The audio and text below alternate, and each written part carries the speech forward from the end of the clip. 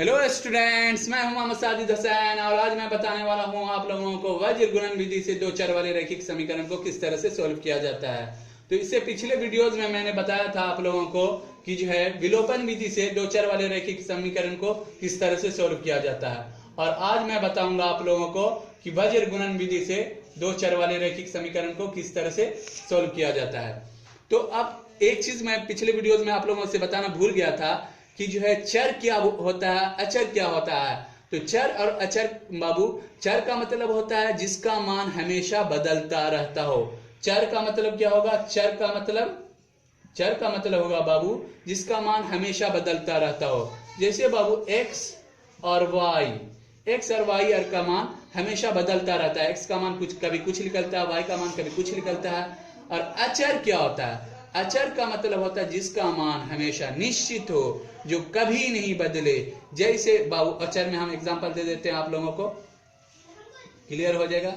अचर का मतलब होता है जो कभी नहीं बदलता, जैसे 1 2 3 dot dot dot dot dot कुछ भी इस तरह से। तो अचर का मतलब होता है जो कभी नहीं बदलता है, चर का मतलब जो हमेशा बदलता रहता है। और एक चीज रैखिक समीकरण, ये ऑब्जेक्टिव में एग्जाम में आ जाता है कि निम्न में से कौन रैखिक समीकरण है। तो रैखिक समीकरण का मतलब होता है, रैखिक मतलब होता है वह समीकरण जिसका घात एक हो, जिसका पावर एक हो। घात मतलब पावर। जैसे बाबू यहां पर हम एक एग्जांपल देते हैं, 2x माइनस 3y बराबर 12 ही ले लेते हैं, बराबर 12। तो यहां पर देखो बाबू इसका घात कितना है? एक है। घात कितना है? एक है। पावर कितना है? एक है। इस समीकरण x का पावर कितना है? एक है। y का पावर कितना है? एक है। और बराबर 12 है। मतलब कि ये कौन सा समीकरण हुआ? रैखिक समीकरण। जिसका घात, जिसका पावर एक हो उसे हम क्या बोलेंगे? रैखिक समीकरण बोलेंगे। और ये बोर्ड एग्जाम में ऑब्जेक्टिव में क्वेश्चन पूछा जाता है। तो जिसका घात एक हो वह समीकरण, जिसका घात एक हो उसे हम क्या बोलेंगे? रैखिक समीकरण। घात मतलब पावर, इंग्लिश में पावर बोला जाता है। तो अब आते हैं बाबू मेन मुद्दा में। वज्र गुणन विधि से जो है दो चर वाले रैखिक समीकरण को किस तरह से सॉल्व किया जाता है, वो भी मैं आप लोगों को अच्छे तरीके से बताऊंगा। और मैं मतलब कि मुझे उम्मीद है कि आप लोगों को वज्र गुणन विधि भी आसानी से समझ में आ जाएगा। और जो है आप बोर्ड एग्जाम में 2 नंबर, ये बहुत ही इंपोर्टेंट है, हर साल पूछे जाते हैं, हर साल एग्जाम में इससे क्वेश्चन पूछे जाते हैं वज्र गुणन विधि द्वारा। तो जो है मतलब आप लोगों को मैं क्वेश्चन भी दिखा देता हूं 2020 का, कि मैट्रिक बोर्ड एग्जाम में पूछा गया था।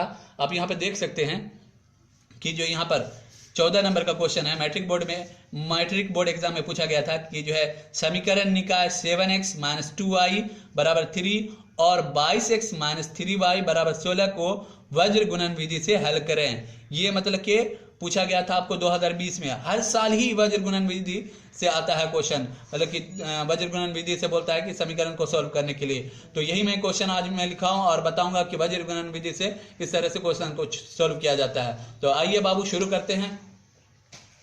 तो ये था मेरा बाबू क्वेश्चन। क्या था मेरा क्वेश्चन? 7x माइनस 2y बराबर 3 था। 7x माइनस 2y बराबर 3 था।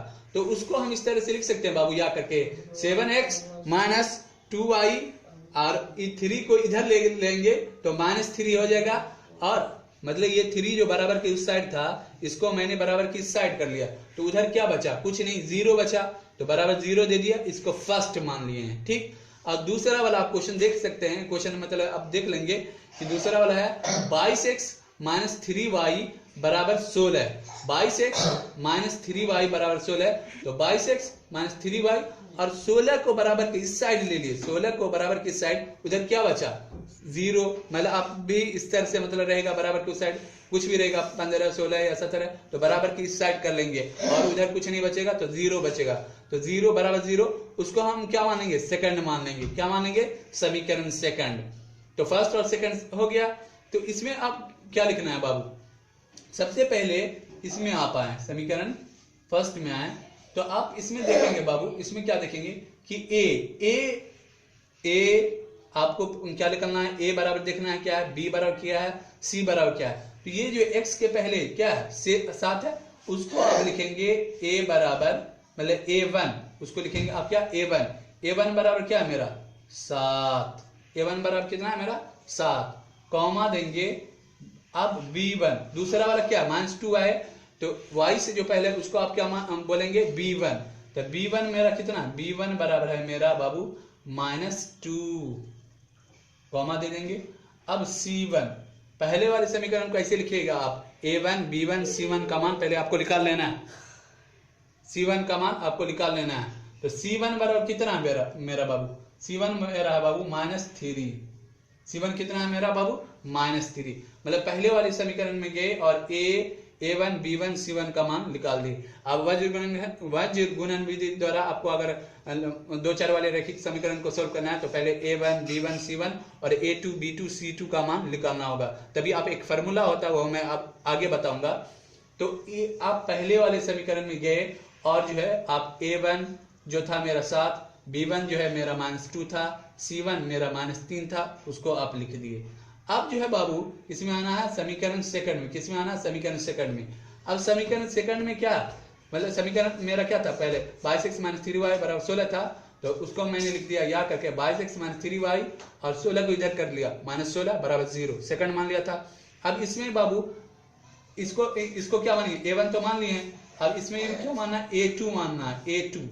पहले वाले समीकरण में जाइएगा तो आप a1 b1 c1, अब दूसरे वाले समीकरण में आप जाइएगा तो इसको क्या मानना है, a2 b2 c2।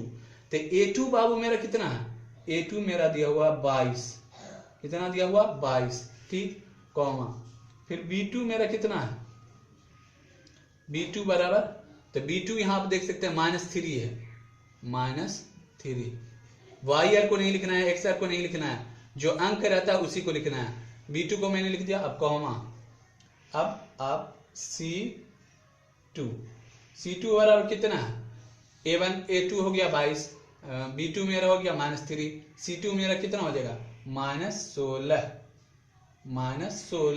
हो गया। अब बाबू मतलब कि आपको क्या निकालना था, पहले वाले समीकरण से a1 b1 c1, दूसरे वाले समीकरण से क्या निकालना था आपको, a2 b2 c2, मतलब कि दोनों समीकरण से दोनों चीजें निकाल ली। अब किस विधि से आपको सोल्व करना है 2-4 वाले रैखिक समीकरण को, वज्र गुणन विधि से। तो वज्र गुणन विधि से पहले लिखेंगे, उसका फॉर्मूला होता है बाबू, आप लोगों को ध्यान देना होगा अच्छे से। क्या होता है, वज्र लिखेंगे, वज्र गुणन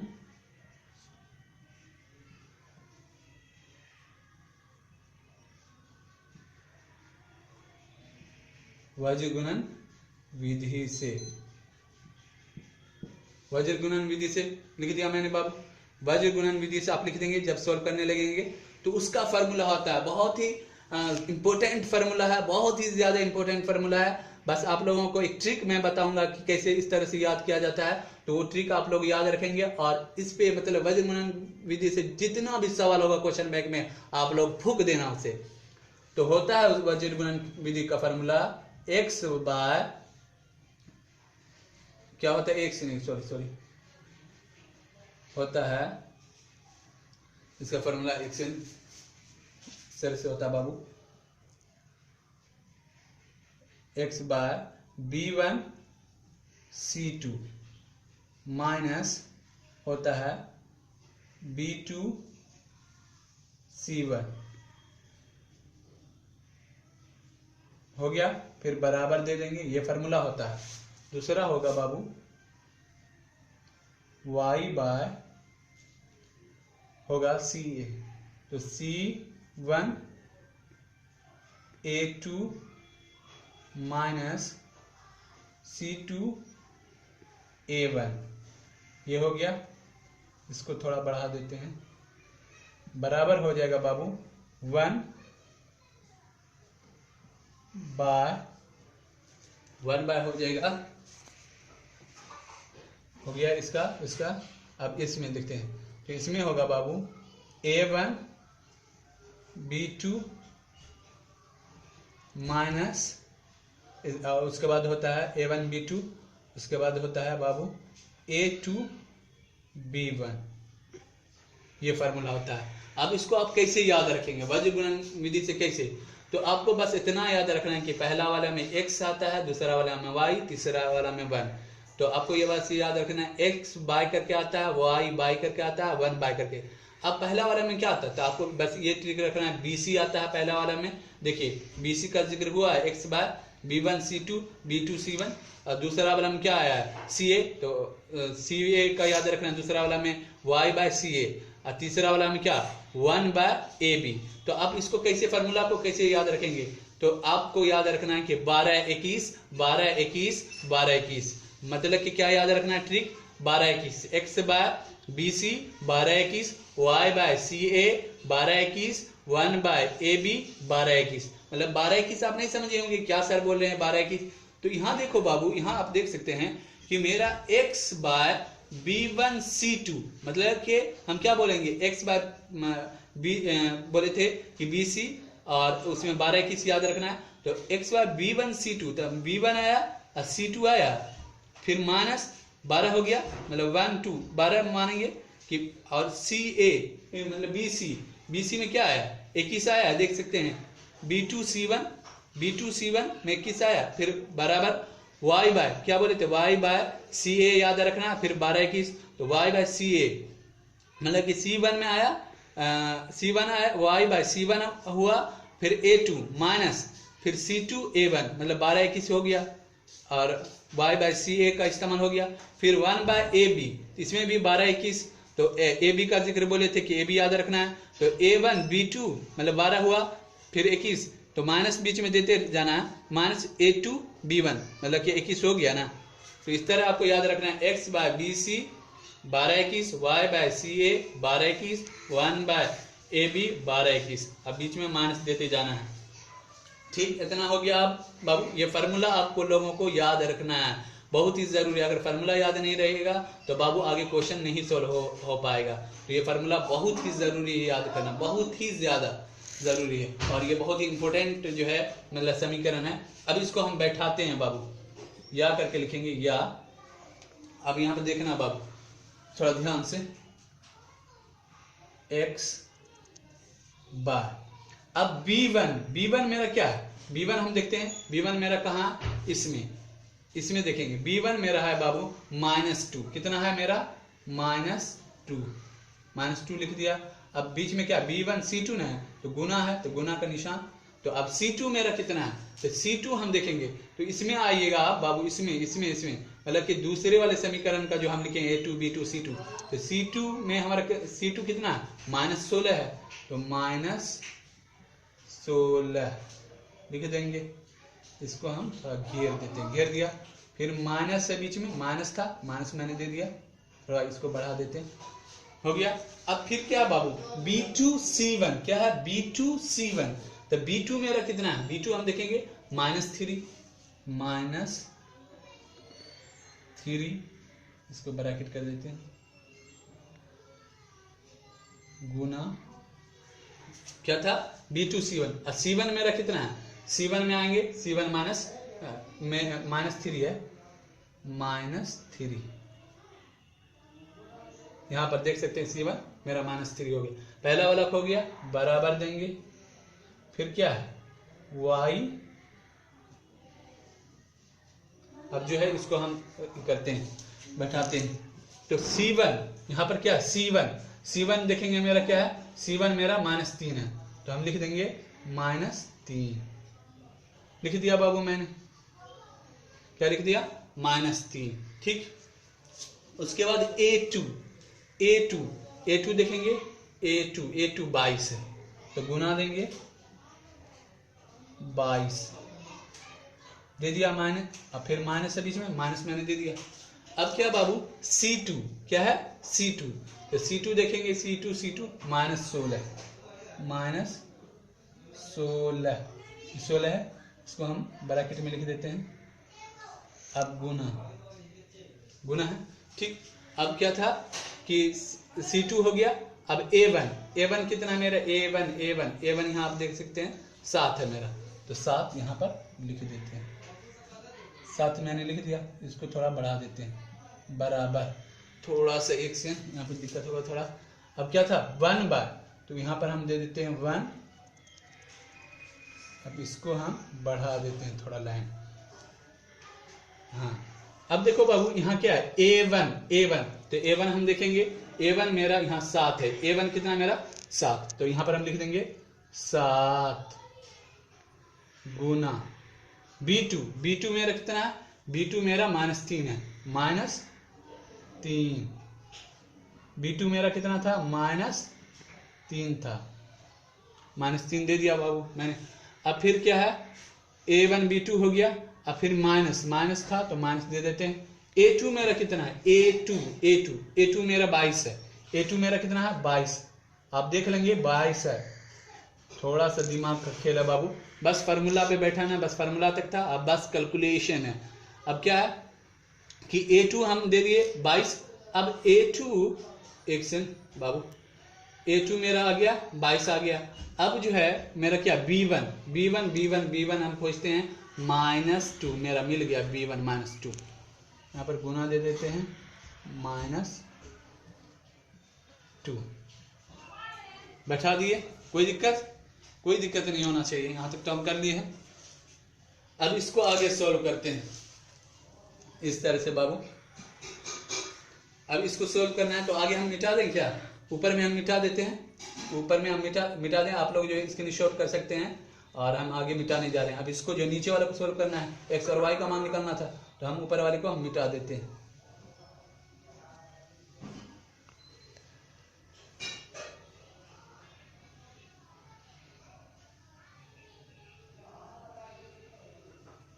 मिटा दिया मैंने बाबू।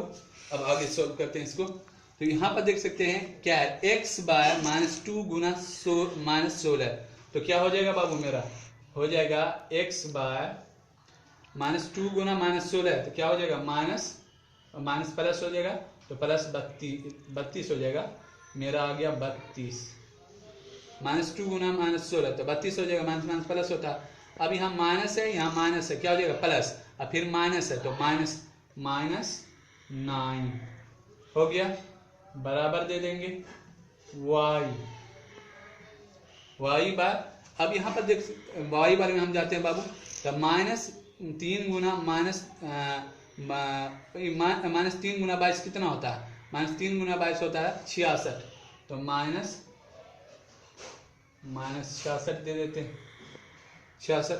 फिर यहाँ पर देखो बाबू माइनस कितना क्या होगा, प्लस होगा, प्लस मैं लिख देता हूँ। अब 16 7 कितना होता है, 16 16 32 16 43 16 64 16 85 16 96 16 7 112 आया, मैं 112 लिख देता हूँ, आ गया ना बाबू। फिर बराबर 1 बार। अब देखो 7 को -3 से गुना करेंगे, क्या है -21। अब यहाँ पर माइनस है और माइनस है, प्लस हो जाएगा, अब 22 दूना 44 हो जाएगा। यहाँ तक हो गया बाबू। अब बस ऊपर देखना है आपको, नीचे आप देखना ही नहीं है। अब जो है आपको नीचे देखना ही नहीं है, अब नीचे भी मिटा देते हैं। आप लोग जो है स्क्रीनशॉट कर लेंगे, मतलब जहाँ जहाँ पे हम मिटाते हैं उससे पहले आप लोग तो स्क्रीनशॉट कर लेना और अच्छे से समझना, वहाँ पर रोक करके कि हाँ यहाँ तक समझ गए हैं। थोड़ा ये टफ था ये वाला समीकरण, लेकिन हम पूरी कोशिश किए हैं कि आप लोगों को समझ में आए। अब इसको आगे सॉल्व करेंगे बाबू। 21 x है, x अब 32 में से 9 जाएगा कितना होगा, तो 32 में से 9 जाएगा तो 23 होगा, 23 बराबर। अब y है, y मैंने दे दिया। अब -66 जो है 112 में से चला जाएगा, तो 112 में जो है हम यहाँ पर करके देखते हैं, 112 में 66 को हम घटा देते हैं तो कितना होगा 6 होगा। फिर जो है ये मतलब यहाँ 10 बच्चा तो जाएगा 46, मतलब कि 46 आया, 46 आता है, 46 -66 जो है 112 में से जाएगा कितना बचेगा 46 बचेगा, बराबर। अब इसमें 1 है, अब -21 है प्लस 44 है, मतलब -21 जो है 44 में घट जाएगा, कितना बचेगा, तो बचेगा बाबू मेरा 23। हो गया यहाँ तक बाबू। अब क्या करना है, अब x वाला को एक बार लिखना है और बिना x वाला को एक बार उसके आगे लिखना है। जैसे मान लेके x है, ठीक, अब यहाँ पर क्या 23 बराबर दे देना है, क्या बिना x वाला कौन है 1/23, मतलब 1/23, 23, तो उसको लिख देना है, ठीक, और कॉमा देना है, कॉमा दे दिए। फिर y वाला एक बार टर्म लिखना है और फिर बिना y वाला को लिख देना है, मतलब कि जिसमें कुछ xy नहीं है, तो y वाला लिख दिए, y/46 बराबर फिर वही 1/23 को लिख देना है, लिख दिया मैंने। मतलब कि पहले x वाला को लिखेंगे और बिना x वाला जो है उसको आगे लिख देंगे, फिर y वाला लिखेंगे और फिर बिना वही xy वाला जो उसके आगे भी वही चीज दे देंगे। मतलब तीसरा वाला टर्म x के आगे भी देंगे और y वाला के आगे भी आप दे देंगे, ठीक। अब बीच में लेकिन आपको कॉमा दे देना, x/23 बराबर 1/23 कॉमा फिर y/46 बराबर 1/23। मतलब कि जो लास्ट वाला रहता है जिसमें xy कुछ नहीं लगा रहता उसको 2 बार लिखना होता है, एक बार x के आगे एक बार y के आगे, अब बीच में कॉमा दे देना है, x वाला टर्म के बाद लिखने के बाद कॉमा, y वाला टर्म के लिखने के बाद कॉमा, ठीक। अब जो है बाबू क्या लिखना है, अब कोना कोनी गुना कर देंगे, 23 को 1 से गुना करेंगे कितना आएगा बाबू, 23x आएगा बराबर, फिर 23 को 1 से गुना करेंगे कितना आएगा, तो 23 आएगा, फिर कॉमा है तो कॉमा दे देते हैं, फिर 23 को y से गुना करेंगे कितना आएगा बाबू, तो मेरा आया 23y आएगा, फिर 46 को 1 से गुना करिएगा कितना आएगा बाबू, तो मेरा आएगा 46। अब तो हो ही गया बाबू, अब क्या लिखेगा बाबू, इसलिए x बराबर, तो x बराबर क्या, तो बिना x वाला को ऊपर और x वाला को नीचे, तो 23/23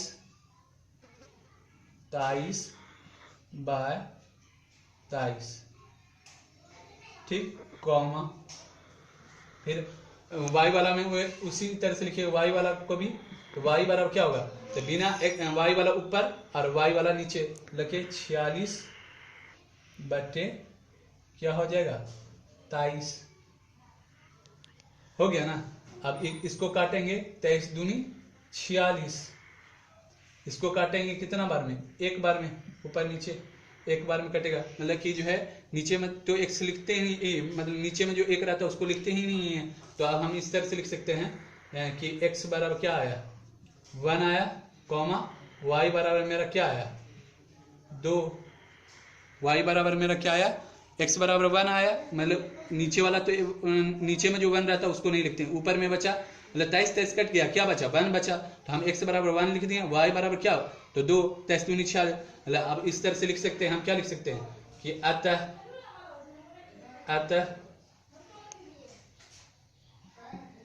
अतः x बराबर 1 कॉमा y बराबर 2, यही तो हो गया।